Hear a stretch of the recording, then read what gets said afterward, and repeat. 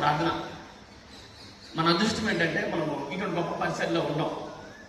చూడండి, మరి అబ్రహం భాషలో ప్రార్థిస్తూ ఉండగా బండ భారతదేశంలో పగిలిపోయిందంట. మరి ఆ విధంగా మనం విన్నాం. అన్న సత్యమని చెప్పి మాట విన్నాం. ఇది చిన్న విషయం కాదు. అంతేకాదు, మరి మన కాపరి సత్యమన్న ప్రైర్ వార్య. చూడండి, వాక్యం చెప్తే ఎంత సూటిగా ఎంత నీటిగా వెళ్ళిపోద్దో, వాక్యం దూసుకుపోద్దో. ఆ వెనక అన్న ప్రైర్ వార్య చాలా పెద్ద ప్రార్థన యోధులు అన్న. అది మాకు ఎన్నిసార్లు నేర్పించారు కూడా. ఈ ప్రార్థన చేయడం వల్ల, వెనక ప్రార్థన చేయడం వల్ల ఈ పరిచర్యం, ఇన్ని విజయాలు, ఇన్ని అద్భుతాలు. నేను కూడా మరి అన్న నాకు చెప్పాను, ప్రార్థిస్తేనే ఆ ప్రాంతం వెళ్తున్నాం, ప్రార్థన లేకపోతే చచ్చిపోతాం అంటే అని ప్రార్థన స్టార్ట్ చేసాం. ఎక్కువగా ప్రేర్ చేయడం స్టార్ట్ చేసాం. ఒకరోజు మనం చేస్తున్న ప్రార్థన ఎంతగా ఫలిస్తుంది, అది ఎందుకు వృధా పోదు అన్నాకి నేను ఈ ప్రార్థిస్తున్నప్పుడు బలిపేట మీద ప్రార్థనకు నేను ఇంగ్లీష్ సబ్జెక్టుతో పాటు శ్వాస కూడా డీల్ చేసేవాడు. శ్వాస రెండు చెప్పేవాడు. సో ఇండియా మ్యాప్ అంతా నా మైండ్లో ఉండదు. అంతేకాదు, నేను చాలాసార్లు మనం దేవుడు ఆలోచిస్తూ ఇండియా మ్యాప్ తీసుకొని ఇంట్లో పెట్టుకున్నాను. ప్రార్థిస్తుంటాను మ్యాప్ నుంచి చేసి ఈ ఒక్కొక్క రాష్ట్రం మీద ఈ రాష్ట్రానికి మ్యాప్ తీసుకున్నాను. అలా ఎప్పుడైతే ఇండియా గురించి ప్రార్థిస్తానో ప్రత్యేకంగా సరిగ్గా ఎన్నోసార్లు అనిపించాను. నాకు తెలియకుండా భారం రావడం, దేవుడు అని అడిగి అప్పుడు అర్థమైంది, ఇండియా కోసం ప్రార్థిస్తే దేవుడికి ఇష్టం, మన దేశం కోసం ప్రార్థిస్తే దేవుడికి చాలా ఇష్టం. అందుకే ఈ ప్రజెన్స్ నాకు అర్థమైపోతుందని చాలా ఆ నడిపి నాకు అర్థమయ్యేది. అలాగే ఒక్కొక్క రాష్ట్రం గురించి ప్రార్థిస్తూ ఉంటాను. బలిపేట ముందు కింద నుండి వెళ్తాను. తమిళనాడు జ్ఞాపకం చేసుకో, కేరళ జ్ఞాపకం చేసుకో, ఇటు ఆంధ్ర జ్ఞాపకం చేసుకో. ఇలాగ రాష్ట్రం అంతా మ్యాప్ అంతా ఐడియా ఉంది కనుక ఒకరోజు రాష్ట్రం ప్రార్థిస్తున్నప్పుడు సడన్గా దేవుడు పరిశుద్ధత్వం ఆలోచన తీసుకొచ్చాడు. తమిళనాడులోనే ఇంత గనులు ఎందుకు వచ్చారు? చాలా మంది గనులు చూడండి, రాజకీయ పరంగా, సైన్స్ పరంగా, స్పిరిచువల్ సేవలు కూడా ఘనమైన సేవలు వచ్చారు. దినకర్ గారు అవ్వచ్చు, మరి మనకు తెలిసి ఎబిల్ పాల్ అవ్వచ్చు, రాజ్ కుమార్ గారు అవ్వచ్చు, ఇంకా అంతకుముందు చాలా మంది ఉన్నారు, ఇజికా ఫ్రాన్స్ గారు అవ్వచ్చు. అలాగే మరి నోబెల్ ప్రైజ్ పొందుకున్న వారు అందరూ మైండ్లోకి వచ్చి ఈ రాష్ట్రంలో ఎన్ని గొప్ప వచ్చారు అడిగాను దేవుడికి.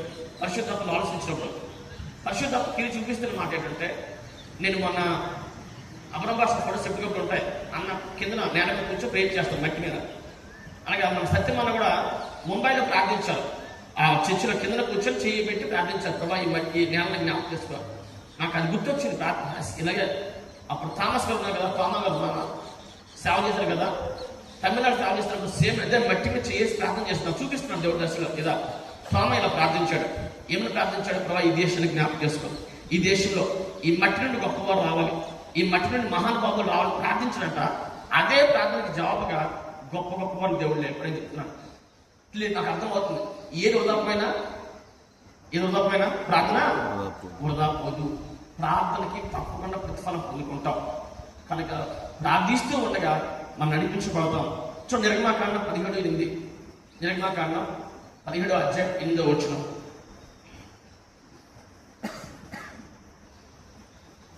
తరువాత అమాలేకీయులు వచ్చి రెఫీదీములో ఇశ్రాయేలీయులతో యుద్ధము చేయగా మోషే యెహోషువతో, మన కొరకు మనుషులను ఏర్పరచి వారిని తీసుకొని బయలువెళ్ళి అమాలేకీయులతో యుద్ధము చేయుము. రేపు నేను దేవుని కర్రను చేత పట్టుకొని ఆ కొండ శిఖరం మీద నిల్చెదనెను. యెహోషువ మోషే తనతో చెప్పినట్లు చేసి అమాలేకీయులతో యుద్ధమాడెను. మోషే అహరోను హూరు అనువారు ఆ కొండ శిఖరం ఎక్కిరి. మోషే తన చెయ్యి పైకెత్తినప్పుడు ఇశ్రాయేలీయులు గెలిచిరి. మోషే తన చెయ్యి దింపినప్పుడు అమాలేకీయులు గెలిచిరి. చూడండి, ఇక్కడ అమాలేకీయులు ఫస్ట్ టైం ఫిజికల్ గా ఒక శత్రువు దాడి చేసి ఫస్ట్ ఇశ్రాయేల్ ప్రజలు బయటకు వచ్చిన తర్వాత దేవుడు వారి పక్షాన ఉండి ఎర్ర సముద్రాన్ని రెండుగా చీల్చి ఆ చేదు నీరు మధురంగా మార్చి బండం నీళ్ళించి వరుసగా అద్భుతాలు చేసి దేవుడు నడిపిస్తున్నప్పుడు ఫిజికల్ గా శత్రువు ఫస్ట్ దాడిదే ఎవరైతే అమాలేకీయులు వచ్చారు. చూడండి, ఇందులో ఎంతమంది ఇశ్రాయేల్ ప్రజల్లో ఒకే ఒక యుద్ధుడు ఉన్నాడు, యుద్ధ సూర్యుడు ఉన్నాడు, యుద్ధ నైపుణ్యంగా ఉన్నవారు ఎవరంటే మోషే గారే కదా. అన్ని తెలిసిన వ్యక్తి, ఇన్ని తెలిసిన వ్యక్తి కూడా ఇదే నాకు యుద్ధం తెలుసు, ఇది అమాలేకీయులు వస్తున్నారు, మీరు ఎలా వెళ్ళండి ఇలా చేద్దామని ఏం మాట్లాడినా తన గత అనుభవాన్ని వాడలేదు. కానీ ఏం చేశాడంటే, ఈ శరీరంతో యుద్ధం కాదు, ఇలా చేస్తే గెలవదని ఆయన కొండ మీదకి వెళ్ళి ప్రార్థన చేయడం స్టార్ట్ చేశాడు. చూడండి, ఆ మోషే దేవుడు అనిపిస్తుంది కదా, చూడండి మోషే ఆలోచన చూడండి. ఈ శరీరంతో యుద్ధం కాదు, అర్థమైపోతుంది. ఫిజికల్గా మనిషి వచ్చినప్పుడు కూడా సాధారణ మనం యుద్ధం చేస్తే గెలవడం. కానీ మీరు వెళ్ళండి, నేను ఏం చేస్తాను, కొండ మీదకి వెళ్ళి ప్రార్థిస్తాను. చూడండి ఏమైంది, ప్రార్థించి మోషే చేతులు ఎత్తినప్పుడు ఇశ్రాయేలు ప్రజలు గెలిచారు. మోషే చేతులు దించినప్పుడు ఇశ్రాయేలు ప్రజలు ఓడిపోయారు. అంటే ప్రార్థన మీద విజయం ఆధారపడి ఉంది. ఒక దేశ విజయమైనా, ఒక కుటుంబ విజయమైనా, పరిసర అయినా, ఏ విజయమైనా అది ఆర్థిక ఫిజికల్గా భౌతికంగా కావచ్చు, ఆత్మీయంగా కావచ్చు, ఏ విజయమైనా it depends upon only prayer. చూడండి, ప్రేయర్ మీద ఆధారపడి ఉంది. ఎప్పుడు ప్రార్థిస్తామో దేవుడు అడ్డులు తీసేస్తాడు, ఆటంకాలు తీసేస్తాడు, అద్భుతమైన కార్యం మన కోసం దేవుడు చేస్తాడు. అందుకే మన ప్రార్థన కోసం మరి మన సంఘం హౌస్ ఆఫ్ ప్రేయర్ చర్చ్ కదా, మన మినిస్ట్రీలోనే హౌస్ ఆఫ్ ప్రేయర్ ఉంది. అందుకే మన ప్రార్థన కోసం మన అపరవాసు కావచ్చు, సత్యమన అవ్వచ్చు, నిత్యము సత్యమన ప్రేయర్. చూడండి, కూరకలతో ఉంటాం, ప్రేయర్ లేకపోతే కార్యం జరగవు. ప్రార్థన మీద ఒక దేశ భవిష్యత్తు ఆధారపడి ఉంది. ఏ దేశంలో ఒక ప్రార్థన పనులు ఉంటారో ఆ దేశం దీవించబడుతుంది. పరిచర్య అంతే. అందుకే ప్రేయర్లెస్ ఉమెన్, పవర్లెస్ ఉమెన్. ఏ స్త్రీ అయితే ప్రార్థన చేయదో ఆమె బలహీనరాలు. Prayerful women, powerful women. ఏ స్త్రీ అయితే ప్రార్థిస్తుందో ఆమె శక్తివంతమైంది. Prayerful man, powerful man. నువ్వు ఫిజికల్గా నువ్వు ఆరోగ్యంగా ఉండకపోవచ్చు, బలంగా ఉండకపోవచ్చు, సన్నంగా ఉండొచ్చు, వీక్గా ఉండొచ్చు, బట్ నువ్వు ప్రార్థన పడుదైతే నువ్వు బలవంతుడి. Prayerful family, powerful family. ఏ కుటుంబం అయితే ఎక్కువ ప్రార్థిస్తుందో ఆ కుటుంబం చాలా బలమైంది. ఎన్ని స్వాములు వచ్చినా తడుచుకుంటుంది, దేవుడు వారి పక్షాన్ని అద్భుతాలు చేస్తారు. అంతేకాదు ప్రేయర్ఫుల్ చర్చ్, పవర్ఫుల్ చర్చ్. ఏ సంఘం అయితే ప్రార్థిస్తుందో ఆ సంఘం ముందు ఏది సైతం శక్తులు, సైతం ప్రయత్నాలు ఏమీ చేయలేడు. వాడు ప్రయత్నం చేస్తాడు. ఎన్నిసార్లు ఓడిపోయిన సిగ్గులేడు కలిగి ఎప్పుడు ప్రయత్నం చేస్తాడు, బట్ మనం గెలవలేదు. ఏ prayerless church, powerless church. ఎంత సంఘర్షణని అలాగా ఎంత బాగా పాట పాడినా, ఎంత బాగా సువార్తలు చేసినా సరే, ప్రార్థన లేకపోతే ఆ చర్చిలో అది పవర్లెస్ చర్చ్. ఆ చర్చిని చూసి భయపడి సైతాను అసలు పట్టించుకోలేదు. ఒక చర్చ్ ఉంది, ప్రార్థన పట్టించుకోడు, దాడులు కూడా చేయడు. ఎందుకు వాడికి ఆ చర్చి వల్ల తన రాజ్యానికి ప్రాబ్లము హలో తన రాజ్యానికి ప్రాబ్లం. అందుకే prayerless church, powerless church. Prayerful church, powerful church. ఏ సంఘం మీద ప్రార్థిస్తుందో, ఉపవాసం చేస్తుందో ఆ సంఘం మీద సైతం టార్గెట్ చేస్తాడు బలహీనపరచడం కోసం. ప్రార్థన లేని సంఘం కొంచెం మీరు చాలా సంఘాలు చూస్తున్నాం. ఓన్లీ సాంగ్స్ లేక సువార్త లేక వర్డ్ అంతే. ప్రేయర్ ఉండదు, ఉపవాసాలు ఉండవు, ఆ బాధ ఉండదు, ఆ విజ్ఞాపన ఉండదు. సో ఏమైపోతుంది, అందుకే పట్టించుకోండి సైతం మీద అవ్వండి ఆ సంఘం గురించి. అందుకే ఆలోచించడం మనం. ప్రార్థన చాలా ముఖ్యమైనది. ఎంత ప్రార్థిస్తామో నిజంగా అంటే మన దేశం మీద ఉన్న ప్రభావాలు కానీ, మన దేశం మీద పనిచేస్తున్న దురాత్మ శక్తులు కానీ, ఇంకా మన దేశం ఎంత నాశనం చేయాలి, పాడు చేయాలి. బట్ ప్రార్థించేవారు ఉండబట్టి, నిత్య విజ్ఞాపన చేసేవారు ఉండబట్టి సైతం యొక్క తంత్రం పూర్తిగా నెరవేర్చబడలేదు. లేక పూర్తిగా కూడా కంట్రోల్ చేసుకోవాలి. ఎందుకు మన దేశము తెలుసు మనకి ఎన్ని రకాల ప్రభావాలు ఉందో, ఎన్ని పరిస్థితుల నుండి దేశం వచ్చిందో, మరి అన్ని రకాలు ఉంది కనుక ప్రార్థించేవారు ఉండబట్టి, విజ్ఞాపన చేసేవారు ఉండబట్టి దేవుడు ఆ దేశాన్ని నడిపిస్తున్నాడు, దీవిస్తున్నాడు, ఎన్నో పరిస్థితులు మనసుతో వచ్చాడు. అందుకే సంఘమైన, కుటుంబమైన, వ్యక్తులైనా ప్రార్థిస్తూ ఉంటే దేవుడు నడిపించడమే కాదు, గొప్ప కార్యం దేవుడు తప్పకుండా చేస్తాడు. మార్క్స్ వార్త 14:37. మార్క్స్ వార్త 14:37.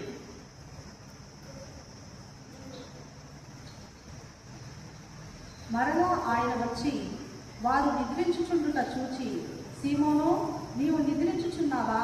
ఒక్క గడియ అయినను మేల్కొని ఉండలేవా?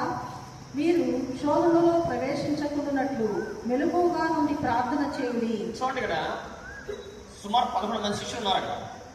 కానీ ఎవరితో మాట్లాడతాడు? అందరికి చెప్తూ ఏమన్నాడు? పేరు మెన్షన్ చేస్తాడు. ఎవరి పేరండి? ఎవరి పేరు? సీమోను చదవడం వల్ల సీమోను, నీవు నిద్రించుచున్నావా? సీమోను, నీవు ఎందుకు స్పెసిఫిక్ వాడుతున్నాడు పదం? ఓకే, మిగతా 10 మంది నిద్రిస్తున్నారు. ఓకే, నీవు కూడా నిద్రిస్తున్నావా? Are you sleeping? నీవు నిద్రిస్తున్నావా? ఓకే, 10 మంది నిద్రిస్తున్నారు, మిగతా 6 నిద్రిస్తున్నారు. ఓకే, నీవు ఎందుకు నిద్రిస్తున్నావు అంటున్నాడు. చూడండి, నువ్వు నిద్రిస్తున్నావా? ఎందుకు ఆ వాడాడు దేవుడు పదం? నీవెందుకు నిద్రిస్తున్నావు ఈ టైంలో అంటే దేవుడు సరం. మరి ఎఫెసీ 1:6 ప్రకారం జగత్తు పునాది వేయబడక ముందు దేవుడు తన ప్రేమ చేత మనం ఏం చేశాడు? తన కోసము ఏర్పరచుకోండి. ఒక్కొక్క వ్యక్తి గురించి దేవుడు తెలుసు. మన పుట్టక తెలుసు, పుట్టిన తర్వాత తెలుసు, మన చాలా మొత్తం తెలుసు. ఒక్కొక్క పుట్టిక ప్రణాళిక దేవుడు ఉద్దేశాలు తెలుసు. కనుక ఏమవుతుందంటే చూడండి, అందరు శిష్యులు వేరు, ప్రత్యేకం పేతురు. సీమోన్ పేతురు ప్రత్యేకం. అందరు శిష్యులు ఒకలాగా ఆకర్షించాడు. సీమోన్ పేతురు మాత్రం గొప్ప అద్భుతం చేసి మిగతా ఏమన్నారు? నన్ను వెంబడించండి, నన్ను దేవుడు అంటే వచ్చేసేవారు. కానీ పేతురు కరెక్ట్ గొప్ప అద్భుతం చేసి ఎందుకు అంటే ఆయన పట్ల ఉద్దేశాలు వేరు. చూడండి, 12 మంది శిష్యుల్లో 10 మంది తీసుకెళ్తున్నప్పుడు ప్రత్యేక దృష్టి పేతురికి ఉండేది. ప్రత్యేక దృష్టి పేతురికి ఉండేది. ఎందుకంటే పేతురు పిలుపు తెలిసింది ఎవరికి? దేవుడు తెలుసు. దేవుడు వెళ్ళిపోయిన తర్వాత, దేవుడు పర్లోకం ఆరోహణ అయిన తర్వాత, పరిశుద్ధాత్మ పంపడిన తర్వాత సంఘాన్ని లీడ్ చేయాలి. ఎవరు? పేతురు లీడ్ చేయాలి.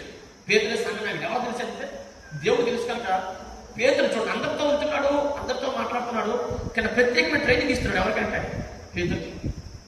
చూడండి, ఒకసారి ఏమైంది? నాణ్యం లేదు ట్యాక్స్ కట్టడానికి. పేతురుతో ఇంకెవరో చెప్పలేదు. పేతురు నువ్వు వెళ్ళి గెలవే, చేప దొరుకుతుంది, చేప ఏముంటుంది? షెడ్యూల్ ఉంటుంది.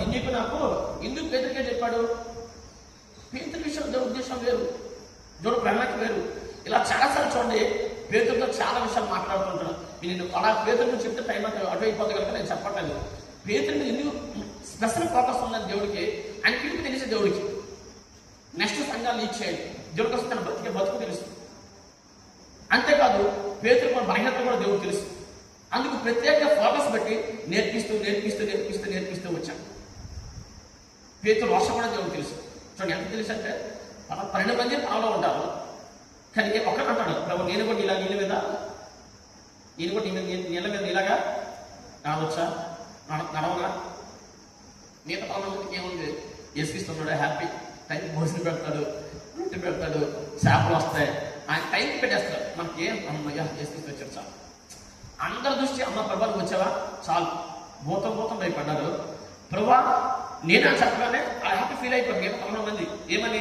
అమ్మయ్య ఈరోజు భోజనకి ప్రాబ్లం లేదు, టైంకి పెడతాడు, వచ్చే ప్రాబ్లం లేదు, మన ఫస్ట్ విజయం ఇస్తాడు అని 11 మంది ఆలోచిస్తే పేతురు ఏమన్నాడు? ప్రభు నేను కూడా ప్రత్యేకమైన దృష్టి పేతురికి. ఆ రోషం వేరు, ఆశ వేరు పేతురికి. కనుక అన్ని తెలిసిన దేవుడు కనుక ప్రత్యేకంగా నేర్పిస్తున్నాడు పేతురికి దేవుడు. నువ్వు వెళ్ళు, రేపు నేనే కాదు నీతో కార్యాలు నేను ఈ భూమి మీద లేకుండా వెళ్ళిపోతాను, భయపడాల్సిన అవసరం లేదు, ఈ విధంగా మిమ్మల్ని పోషిస్తాను, ఈ విధంగా నీకు సహాయం చేస్తాను. దేవుడు ఏం చేస్తున్నావు?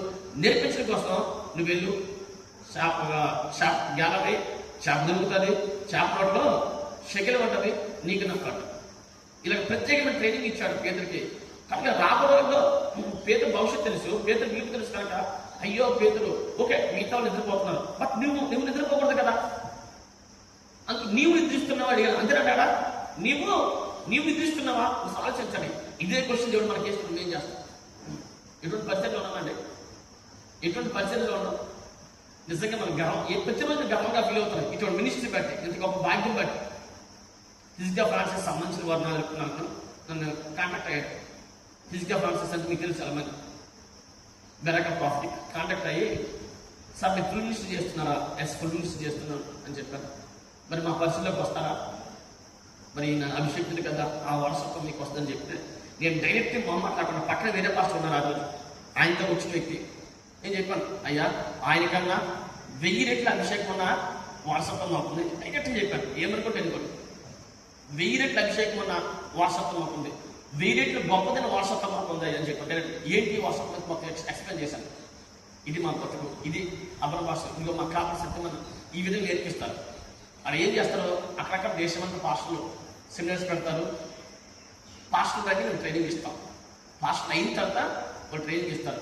మనకు రక్షించడం కోసం ప్రయత్నపడతారు. అంతేనండి, ఒక వ్యక్తి రక్షణ కోసం చాలా ప్రయత్నపడతారు. రక్షణ పడిన వ్యక్తి సేవగా మారడం కోసం చాలా ప్రయత్నపడతారు. ప్రార్థిస్తారు, నేర్పిస్తారు. సేవ వచ్చిన తర్వాత వెనకని ప్రార్థించి నడిపిస్తుంటారు. ఎంత ప్రయాసం ఉన్నదయ్యా. ఆత్మ రక్షింపబడి నుండి ఆయన సైనికుడిగా సేవ తయారయ్యే వరకు ఈ పరిచర్యలుగా వెనకుండి కాపరై ఈ వార్షతో ప్రయత్నం చేస్తున్నప్పుడు షాక్ అయ్యాను. మీరేం చేస్తున్నారు?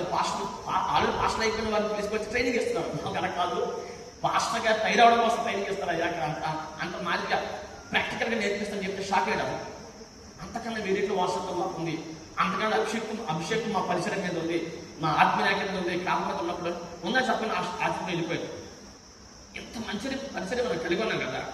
ఈ పరిసరం కలిగి ఉన్నప్పుడు అందులో మన prayer, house of prayer church అంటేనే ప్రేయర్. కనుక మనం ప్రార్థించకపోతే అర్థం దాసు నీవు కూడా అని నాకు ఇప్పుడు ఇద్దరు క్వశ్చన్ వేస్తాను.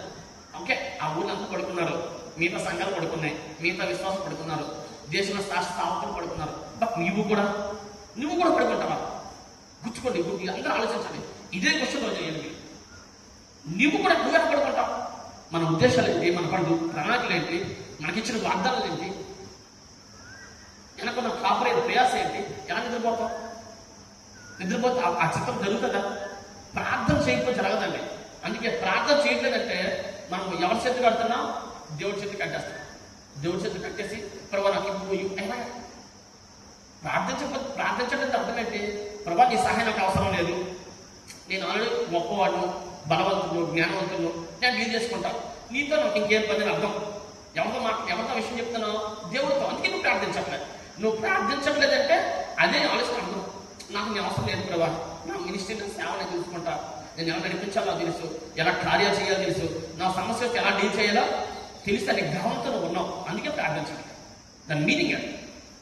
ప్రార్థిస్తున్నామంటే అది సహాయం అడుగుతున్నాం. తమలో రూల్ ఏంటి? ప్రార్థిస్తే దేవుడు త్వరగా కలు చేసుకోవడానికి బైబిల్తో చెక్ చేయండి. అందుకే దేవుడు ఏమన్నాడు? నిత్యం పాటలు పాడమల్లా, ఎడతాక పాటలు పాడమల్లా, ఇంకా నిత్యం ప్రార్థించమని. నిత్యం ప్రార్థించండి, ఎడతాక ప్రార్థించండి, వెలుగుగా ఉండి ప్రార్థించండి, విసుగుగా ప్రార్థించండి. ఏంటి ప్రార్థన అంటే ప్రార్థన లేకపోతే కార్యాలు చేయండి. ఇశ్రాయేలు ప్రజలు, మీరు కొత్త నిబంధనలో అపోస్తలుల 7వ అధ్యాయం చదవండి, పాత నిబంధన నిర్మాకాండం 2వ అధ్యాయం లాస్ట్ వచ్చిన చదవండి. ఏమంటాడట? వారు మునిగినప్పుడు, వారు ప్రార్థించినప్పుడు దేవుడు అంతా కలుగు చేసుకోలేదండి. అంతా దేవుడు కలుగు చేసుకోవాలి. గుర్తుంచుకోండి, వారు ఎప్పుడైతే బాధపడ్డారో, మూలిగారో, ప్రభా జ్ఞాపకం చేసుకున్నారో అప్పుడు దేవుడు జ్ఞాపకం చేసుకున్నాడు.